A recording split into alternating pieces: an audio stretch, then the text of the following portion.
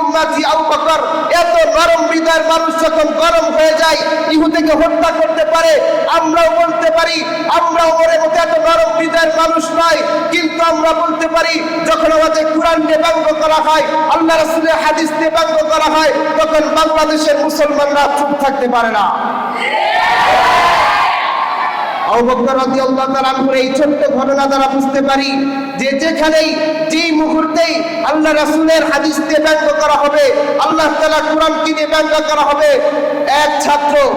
একজন ছাত্রকে পাগল বানিয়ে আল্লাহ তাআলা কোরআনকে ব্যঙ্গ করেছে। আপনারা জানেন কিছুদিন আগের ঘটনা, নর্থ সাউথ ইউনিভার্সিটির একজন ছাত্র, তিনি আল্লাহ তাআলা কোরআনকে ব্যঙ্গ করেছেন, কোরআনকে পায়ের নিচে মারিয়েছেন। নাউযুবিল্লাহ বলেন।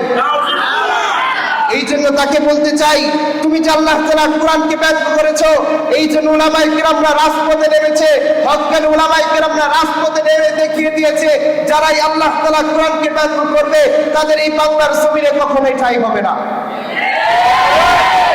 এই জন্য ছাত্র ভাইয়ের আমরা যারা আছি, এই কোরআনকে লালন করতে হবে বুকে এমন ভাবে যেন এই কোরআন নিয়ে বাংলার জমিনে যেখানে ইচ্ছা সেখানেই চলতে পারো।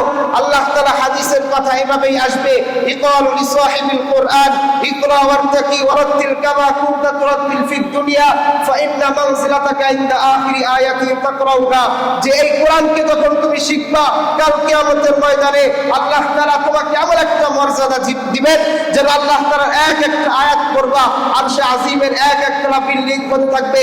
যখন 6666টা আয়াত তোমার পাঠ করা শেষ হবে, আল্লাহ তাআলা তোমাকে 6666টা একটা রাজপ্রাসাদ দান করে দিবেন। সুবহানাল্লাহ।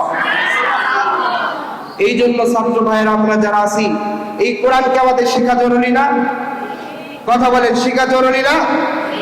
আল্লাহ তাআলা যেন আমাদেরকে এই কোরআনকে পরিপূর্ণভাবে বুকে ধারণ করে, আল্লাহ তাআলা এই কোরআনকে পরিপূর্ণভাবে বুকে ধারণ করে বাংলার জমিনে পৃথিবীর আনাচে কানাচে যেন ছড়িয়ে দিতে পারে। আল্লাহ তাআলা আমাদের সকলকেই কবুল করুন। সকলে বলুন আমিন।